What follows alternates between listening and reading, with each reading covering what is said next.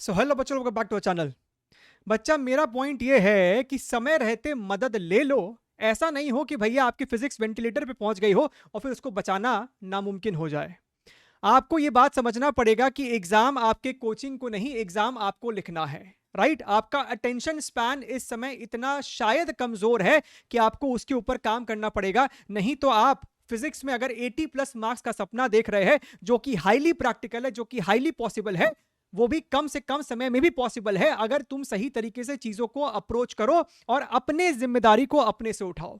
Sir ये क्या है, सर ये क्या है, सर यहां पे आप क्या बताने वाले हो, सर यहां पर क्या बताने वाले हो, तो बच्चा मेरी बातों को ध्यान से सुनना, अंत तक सुनना, पेशेंस रखना पड़ेगा एंड हर चीजों को नोट डाउन करना अगर तुम्हें कोई इंपॉर्टेंट बात लगती है तुम्हारे रेस्पेक्टिव में।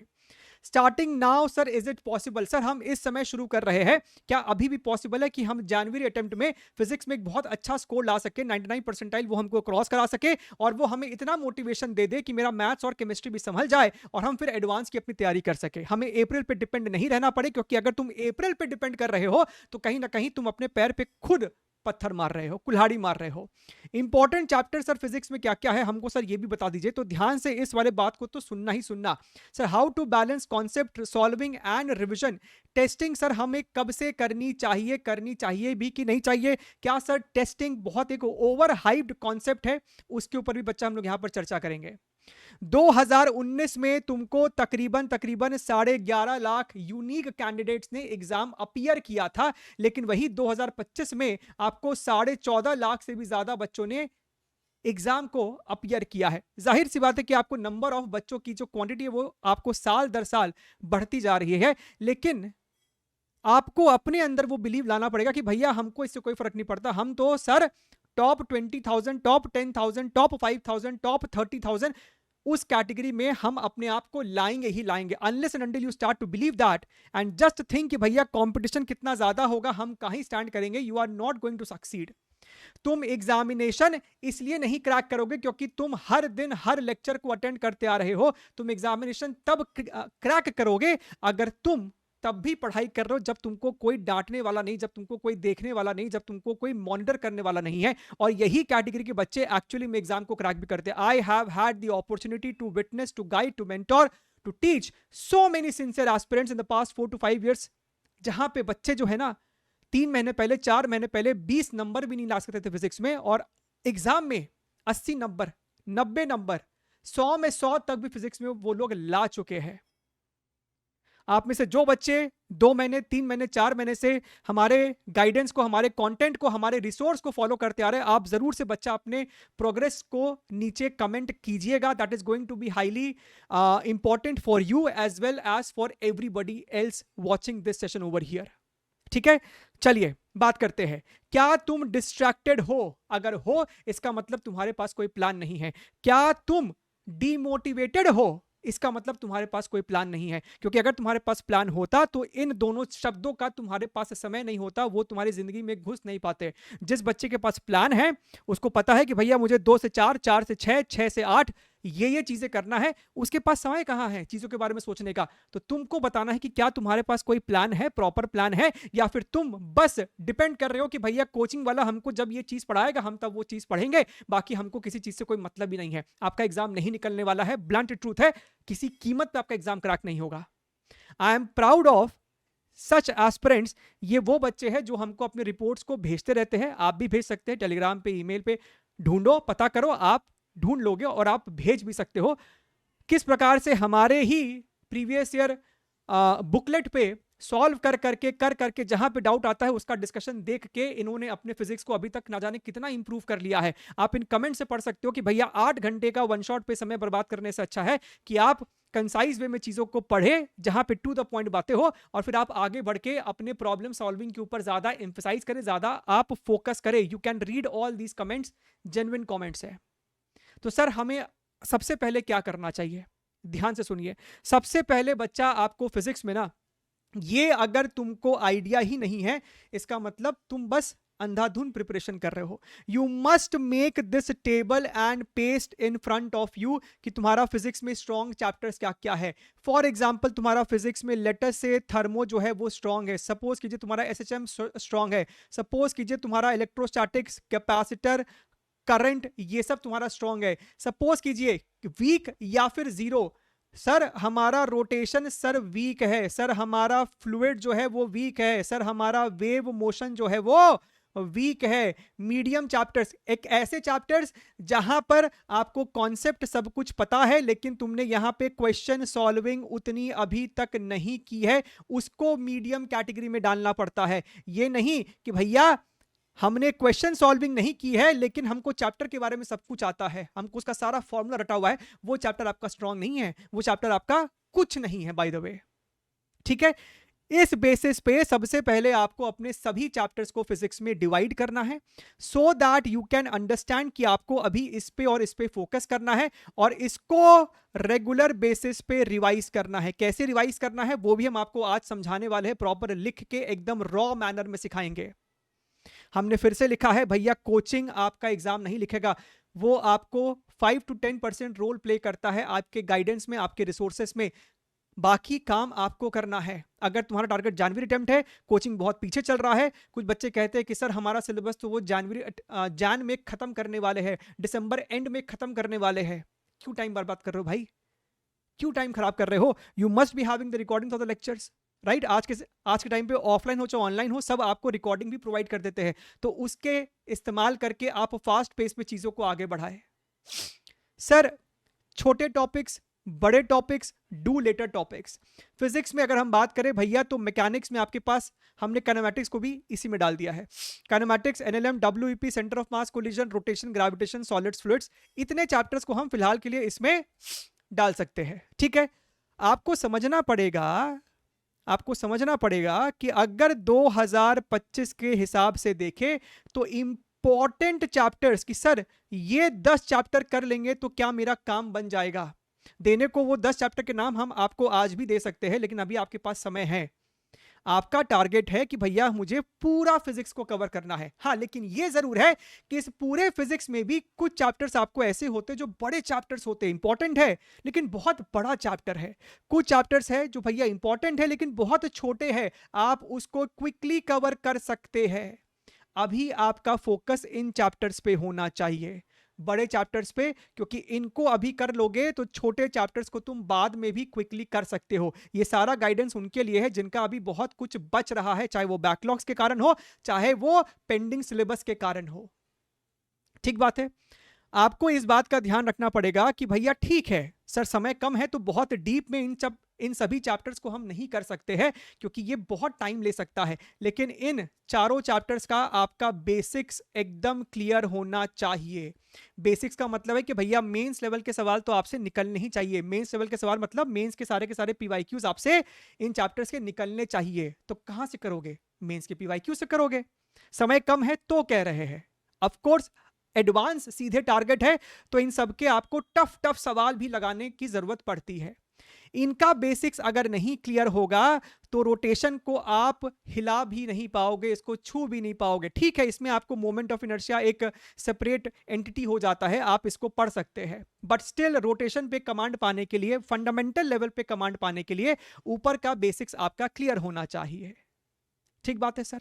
अच्छा, सॉलिड्स एक ऐसा चैप्टर है जो आपको बहुत छोटा चैप्टर है, आप इसको बाद में भी फास्ट पेस पे कवर कर सकते हैं, फिर आप इसके प्रीवियस ईयर क्वेश्चन से अपने प्रॉब्लम सॉल्विंग स्किल को इंप्रूव कर सकते हैं। ठीक है, फ्लूइड्स 2025 में फ्लूइड जो है थोड़ा सा एक बहुत हाई वेटेड चैप्टर के रूप में निकल के आया था। सिर्फ इसीलिए इसको नहीं पढ़ो क्योंकि 2025 में यह हाई वेटेज निकल के आया था। ऐसे भी फ्लूइड्स आपके लिए जनरली एक इंपॉर्टेंट चैप्टर के कैटेगरी में आता है, लेकिन यह आपको एक बड़ा चैप्टर है। तो आपका फ्लूइड्स हो गया, आपका रोटेशन हो गया, ये दोनों चैप्टर आपके बड़े बड़े चैप्टर है, इनको थोड़ा सा समय देना पड़ सकता है। यानी कि अगर आपका ये चैप्टर स्क्रैच पे है तो पर चैप्टर फ्लूइड्स एंड रोटेशन आपको कम से कम 5 दिन देना पड़ सकता है, जहां पे आप इसके बहुत फोकस्ड वे में इसका कॉन्सेप्ट करेंगे एंड फिर आप इसकी प्रॉब्लम सॉल्विंग लगाएंगे parallelly side by side. Right. उसके बाद आपको यहां पर आता है thermal physics, waves, electrodynamics, optics, SHM. SHM भी आपका कोई बहुत बड़ा चैप्टर नहीं है, ये भी आपको ठीक ठाक छोटे चैप्टर की कैटेगरी में ही आता है। थर्मोडायनेमिक्स आपको हाईली फॉर्मूला बेस्ड चैप्टर है। ऑफ कोर्स इसके अंदर आपको कॉन्सेप्ट लगते हैं, लेकिन इसके अंदर आपको फॉर्मूलाज बहुत सारे होते हैं। तो ये वो चैप्टर्स है जिनके फॉर्मूला एक A4 शीट पे लिख के दीवार पे चिपकाने वाला चैप्टर है। Thermal properties, conduction and radiation, ये दोनों सेक्शन भी आपको कोई बहुत ज्यादा बड़ा नहीं है as compare to thermodynamics. Thermodynamics में समय दीजिए, इसको समय दीजिए, ये पूरा का पूरा स्ट्रॉन्ग करो। और अमूमन देखा गया है कि 12th की जो फिजिक्स होती है वो बच्चों की कहीं ना कहीं ठीक ठाक होती है, क्योंकि आप में से कई लोग 12th अपियरिंग है, कई लोग आपके ड्रॉपर्स है। सो 12th में आपका अच्छा कमांड रहता है, बोर्ड्स के लिए भी आपने इसको बहुत अच्छे से पढ़ रखा होता है। और इसके अंदर आपको बहुत ज्यादा हाई डिफिकल्टी नहीं होती है। आपका अगर ठीक ठाक कमांड है इन चैप्टर्स पे तो आप इनके क्वेश्चंस को निकाल ले जाओगे, और अच्छे अच्छे सवाल आपको इसके अंदर पीवाईक्यूज में भी देखने के लिए मिलते हैं। तो ये पूरा का पूरा सेक्शन बेटा स्ट्रॉन्ग करो। वेव ऑप्टिक्स बहुत बड़ा चैप्टर नहीं है, एक डिसेंट सा छोटा सा चैप्टर है, आप इसको कम समय में निपटा सकते हैं अपने जनवरी अटेम्प्ट के हिसाब से। रे ऑप्टिक्स में टाइम दो, रे ऑप्टिक्स में टाइम दो, इसको अच्छा से इसके ऊपर कमांड बनाइए, इसमें रे डायग्राम्स के ऊपर कमांड बनाइए, साइन कन्वेंशन के ऊपर इसमें कमांड बनाइए। यहां पर आपको वो सारी इंपॉर्टेंट बातें बताई जा रही है जिनका आपको ध्यान रखना है चैप्टर को स्ट्रांग बनाने के लिए। ये वो चैप्टर्स है जिनको आप बाद में करो। क्या इन चैप्टर्स को हम सर छोड़ सकते हैं? बिल्कुल भी नहीं। ईएम वेव्स नहीं छोड़ना है, बहुत छोटा सा टॉपिक है, एक दिन में निपटा डालोगे। सेमीकंडक्टर सिंपल छोटा टॉपिक है, इसके अंदर आपको मेजरली क्या आता है? मेजरली इसके अंदर आपको लॉजिक गेट है, आपको इसके अंदर जीना डायोड है। इसके अलावा दो तीन छोटे छोटे आपको थ्योरेटिकल पार्ट है जो कि आप एनसीईआरटी से रीड मार सकते हो। मॉडर्न फिजिक्स, बच्चों को लगता है कि सर मॉडर्न फिजिक्स तो कितना ज्यादा हाई वेटेड चैप्टर है, 5 से 6 साल के इतिहास में सबसे ज्यादा सवाल इसी से पूछा गया है। लेकिन मॉडर्न फिजिक्स को आप इजीली बाद में भी कर सकते हो, ट्रस्ट मी, ये कोई बहुत डिफिकल्ट चैप्टर नहीं है। कहने को इसके अंदर 5 सब टॉपिक होते हैं, photo electric, atomic, nuclear physics, dual nature, लेकिन सब आपको छोटे छोटे चैप्टर से आप उसको यहां से भी निपटा सकते हो, और फिर प्रॉब्लम सॉल्विंग के थ्रू आप उसके कॉन्सेप्ट एप्लीकेशन पे मास्टरी हासिल कर सकते हो। यूनिट डायमेंशन एरर सबसे लास्ट में करने वाला आपका चैप्टर होता है।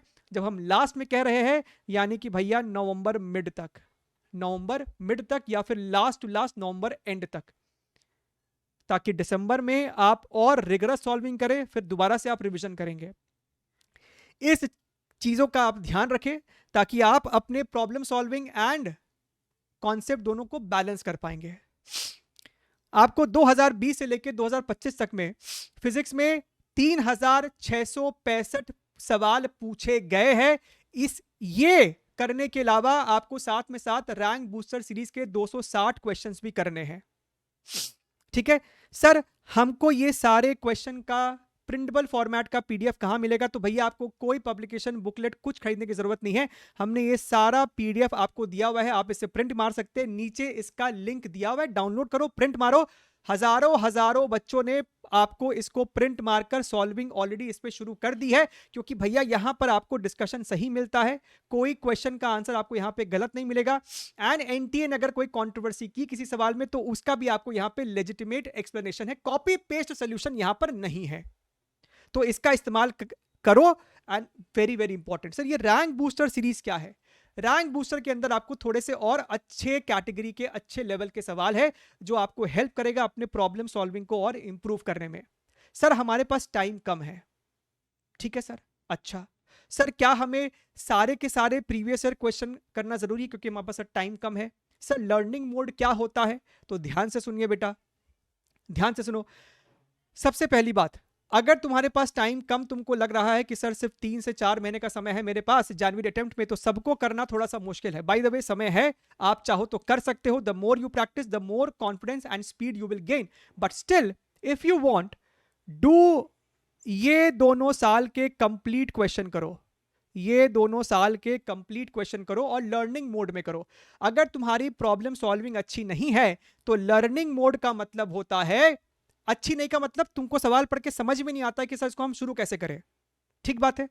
तो तुम क्या करोगे, इन ईयर्स के और इन सभी का सोल्यूशन हमारे चैनल पे है, पता है ना भाई साहब। इसका क्वेश्चन पीडीएफ भी हमने आपको दिया है, लिंक नीचे है। आप इनके वीडियो डिस्कशन को डायरेक्टली देखेंगे, सुनेंगे इन लर्निंग मोड, यानी समझने के लिए कि सर कैसे सवाल को अप्रोच कर रहे हैं, सर ने यही फॉर्मूला यहां पे क्यों लगाए, अपने आप से पूछिए। और उसके बाद फिर से इन पूरे सवालों को दोबारा से आप रीडू करेंगे खुद से। ठीक बात है। उसके बाद तुम क्या करो, ये दोनों जो ईयर है, ये दोनों जो ईयर है, इसके सारे सवाल आप टाइम बाउंड मैनर में सॉल्व करो। इसके सारे सवाल तुम टाइम बाउंड मैनर में सॉल्व करोगे, और ये दोनों ईयर्स के तुम हमारे चैनल से टॉप 200 क्वेश्चंस कर लो। 2022 में 690 पूछे गए थे, 2023 में 720 पूछे गए थे। अगर तुम्हारे पास समय कम है तो इन दोनों साल के सारे सवाल नहीं करके इनका हमने एक सेपरेट 200 क्वेश्चन का एक वीडियो बनाया है। यूट्यूब पे सर्च करोगे आपको सब मिल जाएगा, टॉप 200 क्वेश्चंस बाय यूडीनिटी। आपको इसका भी मिलेगा, इसका भी मिलेगा, फिर आप इसको कर लेना बाद में, ठीक है। और सबसे लास्ट में फिर तुम इसको करोगे रैंक बूस्टर सीरीज के क्वेश्चन। इसके अंदर आपको अच्छे लेवल के क्वेश्चंस है जो आपके लिए इंपॉर्टेंट है, थोड़ा सा दिमाग को और एक्सपैंड करने के लिए, खोलने के लिए। ठीक बात है सर, अच्छा है सर, बहुत बढ़िया है सर। आगे ध्यान से देखिए सर, वो जो स्ट्रॉन्ग चैप्टर्स में आपने हमको बताया कि सर रिविजन कैसे करना है, तो भैया शॉर्ट नोट्स का इस्तेमाल करेंगे आप जब भी पढ़ाई कर रहे हैं तो आपने शॉर्ट नोट्स बनाया कि नहीं बनाया भाई साहब? नहीं बनाया है तो हमारे फॉर्मूला मैराथन वीडियो पे जाओ, उसके नीचे डिस्क्रिप्शन बॉक्स में आपको हमारा शॉर्ट नोट्स का पीडीएफ पड़ा है, आप डायरेक्टली उसको इस्तेमाल करो। नहीं बनाया है घबराओ मत, उसको इस्तेमाल करो। शॉर्ट नोट्स के थ्रू आप अपने चैप्टर को क्विकली रिवाइज कर सकते हैं। या फिर क्या होता है कि मान लीजिए कि आपने कोई चैप्टर पढ़ा है, सुनना, तुमने कोई चैप्टर पढ़ा है और तुमने उस चैप्टर का है ना कम से कम 150 पेज का नोट्स बनाया है, ठीक है। अब ये 150 पेज के नोट से रिवाइज करना is very very very very difficult task अगर तुम्हारा स्पीड अच्छा नहीं है। तो हमने आपको ये 4 मंथ प्लानर का एक पीडीएफ दिया था, ठीक है, इसका भी लिंक नीचे लगा देंगे। सपोज कीजिए कि आपको भैया थर्मोडायनेमिक्स को रिवाइज करना है, तुम थर्मोडायनेमिक्स के ऊपर गए और क्लिक किए। क्लिक करने के बाद आपको हमारा प्लेलिस्ट मिलेगा, और भाई साहब तुमको टेंशन लेने का जरूरत ही नहीं है। ये दोनों वीडियो को आप जब देखोगे, एक 28 मिनट का, एक 50 मिनट का, तो भैया 1.5 घंटे के अंदर अंदर तुम्हारा पूरा का पूरा ये केटीजे थर्मोडायनेमिक्स डीप मैनर में रिवाइज हो जाएगा, जैसे कि तुम अपने खुद के डिटेल्ड लेक्चर वाले नोट से भी शायद रिवाइज नहीं कर पाते। ठीक बात है सर, तो वहां से रिवाइज कर लेंगे। उसके बाद आपको करना है रिकॉलिंग मेथड। एक बारी आपने वीडियो के थ्रू रिवाइज कर लिया, उसके बाद सब कुछ बंद करके माइंड में रिकॉल करना है कि आपने उसमें क्या क्या देखा था, क्या क्या पढ़ा था, और उसके बाद आपको एक ब्लैंक शीट लेना है और उसमें सारे फॉर्मूले को लिखते जाना है, लिखते जाना। कोई की पॉइंट उसको लिखते जाना है कि भैया 1 साइकिल के लिए हमारा डेल्टा यू 0 होता है, डेल्टा क्यू हमारे को delta U plus delta W होता है, what is quasi static process, what is your Kelvin Planck statement, सब लिखते जाना है। इस प्रकार से आपका जो है कॉन्सेप्ट फॉर्मूला सब रिवाइज हो गया, एंड एट द एंड आप कोई भी 15 से 20 सवाल सॉल्व कर लो उस चैप्टर के रिगार्डिंग, चाहे तो पीवाईक्यूज में से निकाल लो, या फिर तुम्हारे पास अगर लेक्चर तो लेक्चर के सॉल्व एग्जांपल में से 15-20 सवाल को सॉल्व कर लो, ताकि आपका जो फॉर्मूला का एप्लीकेशन है वो भी एक बारी आपका रिवाइज हो जाएगा। ठीक बात है सर। सर हमें टेस्टिंग कब से करनी चाहिए? अगर तुम्हारा सब कुछ, तुम्हारा मेजर चंक अभी भी पेंडिंग है तो टेस्टिंग के बारे में दूर दूर तक नहीं सोचना है। कम से कम अपने आप को 70% ऊपर सिलेबस तक लेके आओ। और जब हम सिलेबस को कहते हैं तो भैया विद प्रॉब्लम सॉल्विंग, इससे कम में टेस्टिंग में बैठ रहे हो उसका कोई मीनिंग ही नहीं है। सबसे पहली बात, टेस्टिंग का पर्पस आपको मार्क्स देखना नहीं है। टेस्टिंग का पर्पस होता है कि भैया जो तुमने पढ़ा तुम उसको कितना अप्लाई कर पा रहे हो, तुम क्या सिली मिस्टेक कर रहे हो, तुम्हारा कॉन्फिडेंस कैसा है, तुम्हारा एग्जाम का टेम्परामेंट कैसा है, ये देखने के लिए टेस्टिंग होता है। सबसे पहली बात, टेस्टिंग में अगर मार्क्स कम आते हैं ना तो दुखी होने वाली कोई बात नहीं है। You have got the opportunity to identify your mistakes, to understand कि तुम्हारा फ्लॉज कहां है, तुम्हारे वीक कॉन्सेप्ट क्या है, फिर जाके उन कॉन्सेप्ट को दोबारा से अपने नोट से रेफर करो, उसके ऊपर 3-4 सवाल को देखो, अपने कॉन्सेप्ट को ठीक करो। अगर तुम्हारा सिलेबस ठीक ठाक लेवल पे हो चुका है 70-80%, तो भैया तुम अगर नवंबर दिसंबर में भी अपनी टेस्टिंग करते हो, that is also more than sufficient. Test को इतना भी ओवर हाइप मत करो जितना कहीं इसकी जरूरत नहीं है।